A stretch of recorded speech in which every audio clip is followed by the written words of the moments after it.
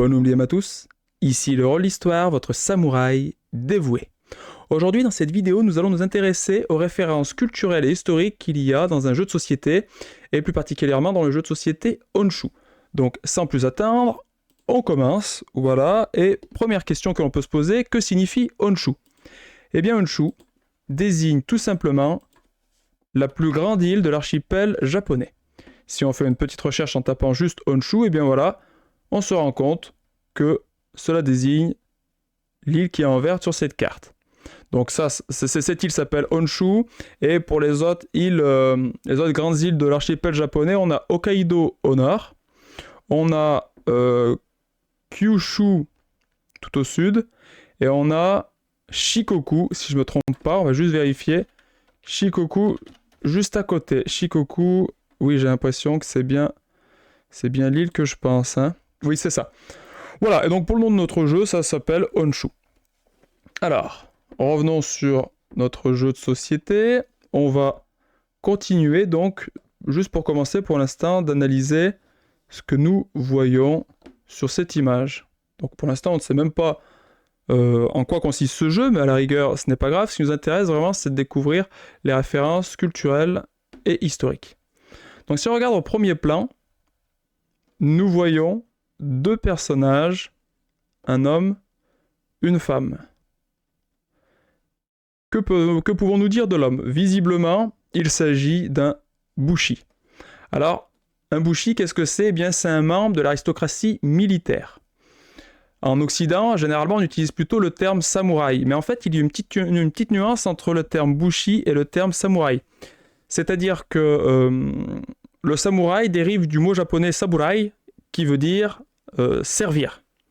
Et donc, du coup, ça met l'accent sur le fait qu'il s'agit d'un homme qui est au service de quelqu'un, qui sert quelqu'un, donc ça met l'accent sur la fidélité, la loyauté, etc. Tandis que le terme bushi est un petit peu plus, disons, large et englobe toute personne appartenant à l'aristocratie militaire. Donc les deux sont plus ou moins synonymes, mais il y a cette petite nuance que j'ai pu déceler. Donc qu'est-ce qui me fait dire que ce personnage est un samouraï? Un bushi, comme je l'ai appelé dans un premier temps. Eh bien, si on fait une petite recherche, nous savons que le samouraï, dans le Japon féodal, était le seul autorisé à porter des sabres à la ceinture. Et là, en l'occurrence, on a le double sabre.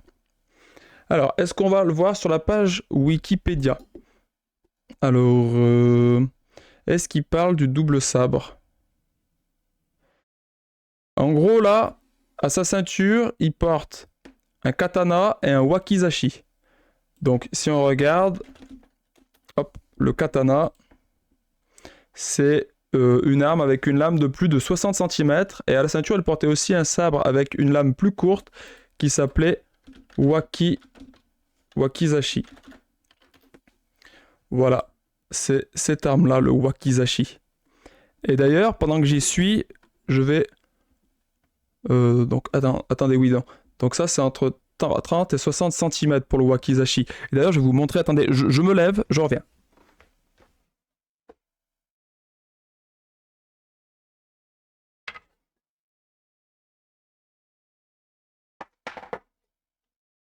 Me revoici. Je dispose chez moi, d'ailleurs, hop, je vais vous montrer. Je dispose de plusieurs bokken. Donc un bokken, c'est un sabre en bois qui est utilisé pour l'entraînement, et donc je vais en profiter pour vous montrer. Donc ce bokken, ou on peut aussi appeler ça un bokuto, reprend donc les dimensions d'un wakizashi. Voilà. Et celui-ci reprend donc les dimensions d'un katana. Voilà. Donc j'en ai deux. Hop. J'ai également celui-ci qui est de couleur noire. Voilà, donc ce sont des sabres en bois tout simplement, comme je vous disais, et ils étaient utilisés pour l'entraînement. Encore aujourd'hui, si vous connaissez le kendo, je vais vous montrer ce que c'est le kendo. Pour ceux qui pratiquent le kendo, vous devez être au courant. Hop, pardon, je me trompe. kendo. Dans la pratique du kendo, qui est un sport qui... Donc le kendo, littéralement, ça veut dire la voie du sabre. Et ceux qui pratiquent le kendo, justement, utilisent pendant leur kata, peuvent utiliser pendant leur kata des beaux couteaux. Et d'ailleurs, j'ai oublié de vous montrer, attendez.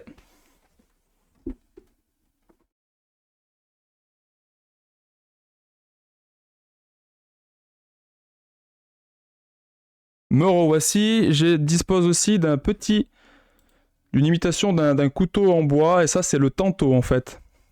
Le tanto, vous allez voir, c'est... Hop. En avant. Tanto. Le tanto, donc, c'est un sabre très court, dont la lame est inférieure à 30 cm. Donc 3 sabres. Le katana, lame supérieure à 60 cm, le wakizashi entre 30 et 60 cm, et le tanto qui est la lame est de 30 cm. Voilà, et donc notre personnage là, il porte, comme je vous disais, un katana et un wakizashi. Et d'ailleurs, ça porte un nom, katana plus wakizashi. Si on porte les deux, c'est le daisho. Je crois que c'est daisho, attendez. Est-ce que c'est daisho? Oui, je le vois écrit ici. Est-ce que c'est là? Oui, je crois que c'est ça. Le daisho est un terme japonais désignant la paire de sabres traditionnelle portée par les samouraïs de l'ère féodale. Donc, les deux armes composant le daisho sont le katana et le wakizashi. Le premier étant le plus long et le second étant plus court. Voilà, et d'ailleurs ce qui est intéressant c'est ainsi, c'est ce qui explique l'étymologie même du mot qui provient des termes daito, grande épée, et shoto, petite épée. Daito associé à shoto donne daisho. Voilà, très intéressant. Donc très intéressant, là justement, regardez, on a la représentation d'un samouraï qui ressemble un petit peu à celui que nous voyons sur notre boîte d'ailleurs, avec détenteur du daisho, c'est-à-dire du duo de sabre, katana plus wakizashi. Donc ça c'est ce qui me permet d'affirmer que ici nous avons un samouraï.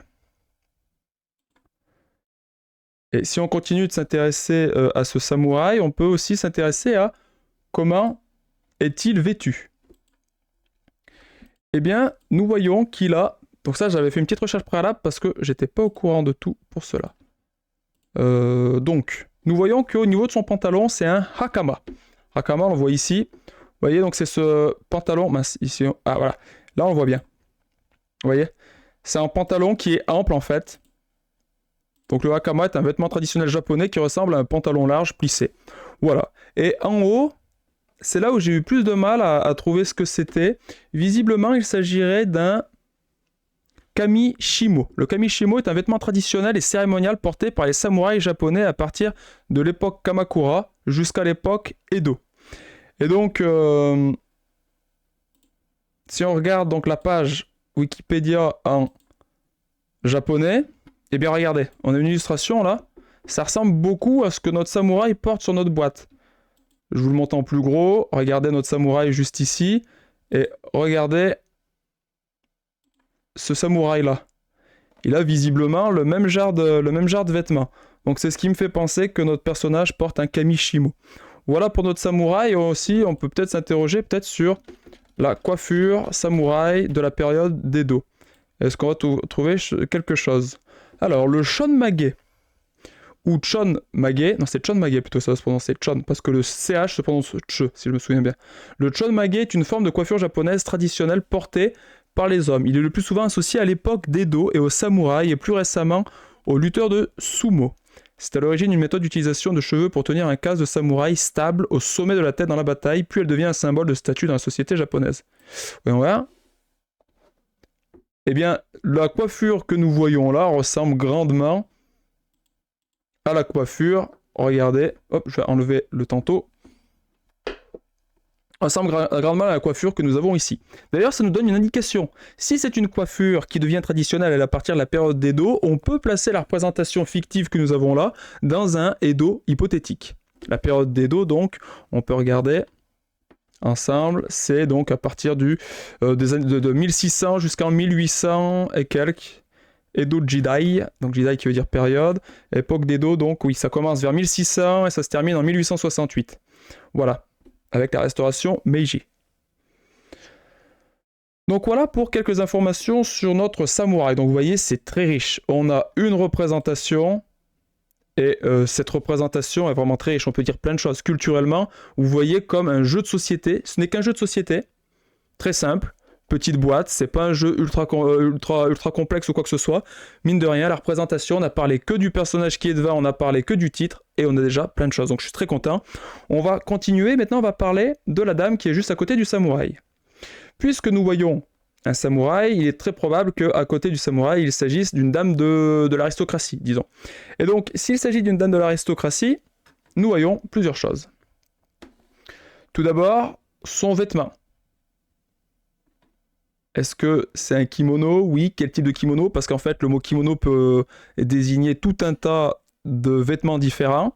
Ensuite, nous voyons qu'elle a une ceinture assez large, là, en rouge. C'est un obi. Obi. Vous allez voir, on va faire les recherches juste après.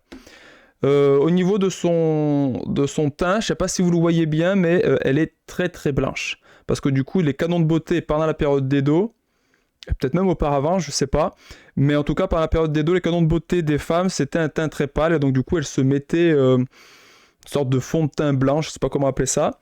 Et aussi, attendez, je regarde moi-même. Regardez, au niveau... Mince, c'est tout flou, dommage. Au niveau de ses lèvres, j'espère que vous le voyez ou que vous me croirez sur parole, en tout cas, au niveau de ses lèvres, elle a les lèvres toutes noires. Ce qui peut laisser penser qu'elle s'est noirci les dents. Bon, maintenant, on va faire les petites recherches pour voir tout ça ensemble. Donc, Hakama, c'était le pantalon, on l'a vu. Kimono, donc là, on avait parlé donc du Kamishimo, c'est bon. Donc, Kamishimo, je vais le mettre là-bas. Kimono, je vais le garder ici. Hakama, je vais le décaler. Hop. Alors, je suppose que cette femme est vêtue d'un kosode. C'est d'après les petites recherches que j'ai fait. Donc, le kosode était un type de vêtement japonais à manches courtes et le prédécesseur direct du kimono. Ah, mais il y a un petit souci. Parce qu'il est question d'un vêtement à manches courtes, et là on a un vêtement à manches longues. Ah mince, Oichi porte un kosode avec un autre kosode dépouillé des épaules. Ah, c'est ce qui m'a induit en erreur, parce que quand je vois cette représentation, j'ai un petit peu l'impression de... Mince. Ouais, enfin, manches courtes, les manches courtes et les épaules. Une manche de kosode plus large. Ouais, écoutez, pourquoi pas, je sais pas, moi en tout cas j'avais pensé que c'était un kosode, mais visiblement originaire de la période de Heian. Écoutez, petit doute. Environ jusqu'aux dernières années de la période d'Edo, le kosode était porté au Japon comme un vêtement de tous les jours. Vêtements. On va regarder la page Wikipédia de l'habillement japonais traditionnel. Un yukata, ok, non. Écoutez, j'ai du mal pour le vêtement de la femme que nous avons juste ici. Ça ressemble un petit peu à cette femme japonaise là, qui est en kimono. Donc peut-être appelons ça simplement un kimono. Donc le kimono est un vêtement traditionnel japonais et même le vêtement national du pays. À l'origine, le terme kimono est utilisé pour tout type de vêtements. C'est ça que je vous disais tout à l'heure, ce qui fait que c'est un petit peu pour... ça peut désigner plein de choses. Plus tard, il est utilisé pour désigner spécifiquement le vêtement porté aujourd'hui par les gens des deux sexes et de tous âges. Le kimono est très proche de vêtements formés par la dynastie Tang en Chine. La robe kimono est une forme de T rectiligne. Ok. Le kimono pour les femmes est traditionnellement de taille unique et pour cette raison inséré et plié pour s'adapter à la taille de chaque personne. Ok, ou alors peut-être qu'on a un vêtement... alors attendez, vêtements femme, Japon, aristocratie. Je vais écrire Edo. Aristocratie. Histoire du kimono, période d'Edo, kimono... Bon. J'ai du mal là. Mitate, le kimono, qu'est-ce qu'on a ici? Le kosode. Si on retombe sur le kosode, tout à l'heure, lorsque les femmes de la noblesse n'étaient pas en représentation pour des cérémonies officielles, elles continuaient à porter des kosode dans le style propre à leur classe. Ok. Là, on a les uchikake katabira pour l'été. Ok, écoutez. Ah, détail de mode, le hobby. Ok, mais là on va parler du hobby. Tant pis, j'arrive pas à savoir précisément ce qu'elle porte, mais par contre, ce dont on peut parler, c'est de cette espèce de ceinture qui en a juste ici. Voilà. C'est un hobby. Alors, l'obi est une ceinture ou bande d'attache traditionnelle japonaise utilisée surtout avec le kimono et le keikogi par les hommes et les femmes. Et donc, cette ceinture, vous voyez ce qu'il l'a défini, le obi, si on regarde sur l'article principal, c'est vraiment la largeur en fait. Regardez, c'est vraiment, ça peut vraiment être très large. Et donc là, donc ici, nous avons un obi. Qu'est-ce qu'on peut dire d'autre? Ah oui, je vous avais parlé de ces lèvres qui étaient noires. Alors, dents noires japonaises. Comment ça s'appelle déjà? C'est le Oaguro. Voilà, exactement. Donc là, ce que je suppose, c'est que par rapport à ces lèvres noires, on peut supposer, regardez, si on regarde une représentation, là aussi, ça lui fait un petit peu, donc les dents noires et les lèvres plutôt sombres. Là aussi, alors qu'est-ce que l'oaguro? Eh bien, l'oaguro est le nom donné au Japon à la coutume de se noircir les dents avec une solution de limaille de fer à de vinaigre. Cette coutume, pratiquée au moins depuis la période d'Asuka, était particulièrement populaire pendant les époques Heian et Edo, donc du Xe siècle à la fin du XIXe siècle. Mais l'ouverture du pays aux coutumes occidentales pendant l'ère Meiji a conduit à sa disparition progressive. C'est une tradition pratiquée principalement par des femmes mariées et quelques hommes, pour la plupart des samouraïs ou des membres de l'aristocratie. Outre la préférence de la société japonaise pour les dents noires, elle était également considérée comme bénéfique pour la santé, car, a priori, elle prévenait les caries en agissant comme un ancien scellement dentaire. Bon, en tout cas, retenons que c'était vu comme un marqueur de beauté. En plus, cela aussi permet de désigner donc des femmes mariées, visiblement, le Wagura. Voilà. Donc, pour la dame que nous avons là, qu'est-ce qu'on peut dire d'autre? Oui, on a oublié de parler de quelque chose. Hop, on reprend. Est-ce que vous arrivez à voir, alors ça doit être en tout petit malheureusement, mais au niveau de leurs pieds, on voit des sortes de sandales, des sortes de tongs, on a envie d'appeler comme ça. Eh bien, là aussi, c'est des vêtements traditionnels. Si on prend l'habillement traditionnel, regardez. Donc déjà, comme je vous disais, ils ont des sortes de tongs et en plus ils ont des chaussettes avec... vous allez voir. Donc pour les chaussures tout d'abord, il était tout à fait probable qu'il s'agisse de zori. Les zori sont des sandales traditionnelles japonaises. Il n'y a pas de talons comme pour les tongs occidentales et elles sont faites de paille de riz ou d'autres fibres naturelles, de tissu, de bois laqué, de cuir, de caoutchouc ou d'autres matières synthétiques. Donc regardez, ça ressemble à ça, des zori, et c'est bien ce que nous avons là sous les yeux. Donc nous avons ça, ici. Et ensuite, autre chose, les zori étaient portés avec des tabis. Les tabis sont des chaussettes en coton traditionnel japonaises qui montent jusqu'à la cheville et elles séparent le gros orteil des autres orteils. Elles apparaissent... Oh, c'est bizarre comme c'est écrit. Elles apparaissent au remonte 16e siècle. Elles apparaissent, je suppose, aux alentours du XVIe siècle et connaissent un sommet de popularité au cours de l'époque d'Edo. 1603-1668, ouais. Ok, donc du coup, les chaussettes, ce sont des tabis. Les chaussures, ce sont des zori, que ce soit pour l'homme comme pour la femme. Qu'est-ce que nous pouvons dire d'autre? Au niveau de la coiffure. Coiffure, femme, période, Edo. Est-ce qu'on aura quelque chose? Coiffure, Japon. Alors, la coiffure japonaise développée au cours des siècles a abouti à la création de styles... Ouais, différents styles de coiffure. Je sais pas. Cheveux longs sont bouclés, non. Écoutez, pour la coiffure de l'homme, autant c'était un chonmage, ça paraissait assez évident. Mais là, du coup, pour la coiffure de la femme, je suis pas sûr qu'on arrive à trouver quelque chose. Ça va être un petit peu trop long, je suppose. Mais si vous avez des idées sur le style de coiffure que ça peut imiter, eh bien, je vous lirai avec plaisir en commentaire. Voilà. Qu'est-ce que j'ai à vous dire d'autre? Alors, au-delà de tout ce que nous avons déjà dit, maintenant, revenons un petit peu sur notre boîte. Nous voyons, donc ça c'était au premier plan. Rien qu'au premier plan, on a trouvé vraiment, on est déjà quasiment à 20 minutes, autant vous dire que c'est très riche. Sur la boîte, nous voyons également donc des gens du peuple. Nous devinons être des gens du peuple qui sont en train de travailler visiblement. Il y en a un qui est à genoux peut-être pour saluer le passage donc de ces deux personnages de l'aristocratie. Et on voit aussi là, ici, donc plutôt en arrière-plan, ou en second plan en tout cas, on voit des cerisiers en fleurs. Alors, comment cerisier japonais? Parce qu'en fait, ils sont tout à fait spécifiques. Les cerisiers du Japon ne donnent pas de fruits, si je me souviens bien, mais ils donnent des fleurs qu'on appelle sakura. Voilà. Les sakura sont les cerisiers ornementaux du Japon, ainsi que leurs fleurs. Donc ça désigne à la fois les cerisiers visiblement et leurs fleurs. La cerise vient d'une autre espèce de prunus. Les premiers sakura sont originaires de Chine et ont été aperçus pour la première fois au pied de l'Himalaya. Ce n'est qu'un millier d'années après, pendant la dynastie Tang, que les cerisiers ont commencé à être exportés au Japon et en Corée du Sud. Donc c'est un style de cerisier qu'on associe au Japon et qui donc du coup ont des couleurs très spécifiques mais ne donnent pas de fruits. Donc voilà pour l'explication sur les arbres. Là en fond on voit aussi des rizières et nous savons que donc les rizières tenaient une place très importante dans l'alimentation japonaise et tiennent toujours une place très importante dans l'alimentation japonaise. Donc du coup là on en voit au loin, juste ici, donc les rizières inondées. Qu'est-ce que nous pouvons dire d'autre ? Tout au fond, on voit un château japonais. Vous devez avoir du mal à le voir.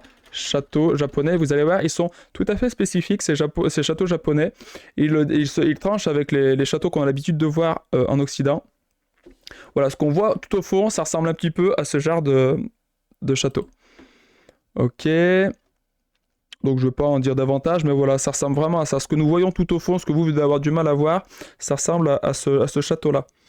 Au loin, tout au loin, cette montagne peut évoquer, je suppose, le mont Fuji. Voilà, quand on compare le mont Fuji et ce que nous voyons là, bah ça y fait penser.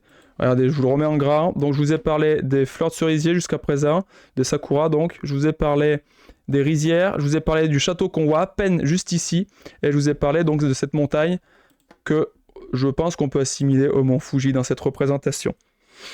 Donc beaucoup d'éléments sur ce jeu de société et principalement donc sur la couverture.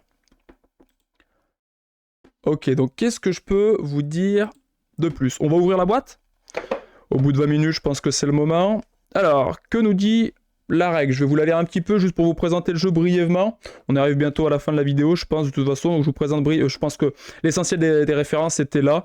Là, je vous présente juste rapidement. Donc Honshu, un jeu de prise et de pli, un jeu de prise de pli et de construction de domaines au cœur du Japon féodal. Honshu est un jeu de pli dans lequel les joueurs incarnent les seigneurs et dames des grandes maisons du Japon médiéval et cherchent à agrandir le domaine pour remporter gloire et fortune.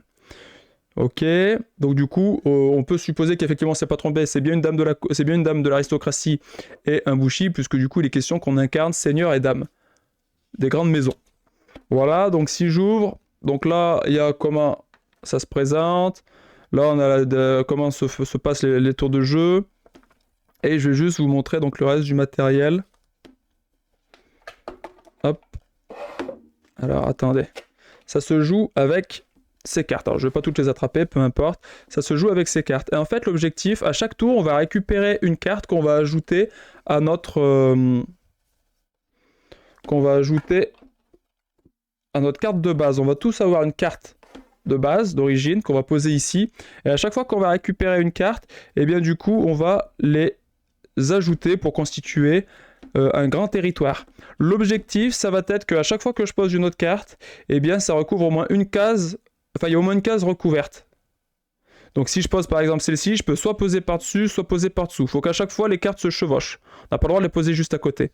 Et ensuite, après, pour compter les points, eh bien c'est très simple. Enfin c'est très simple.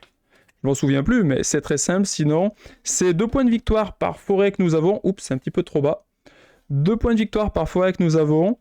1 point de victoire par case qui compose notre plus grand village. Donc là, c'est là mon plus grand village. Celui-ci est trop petit. Donc 1, 2, 3, 4.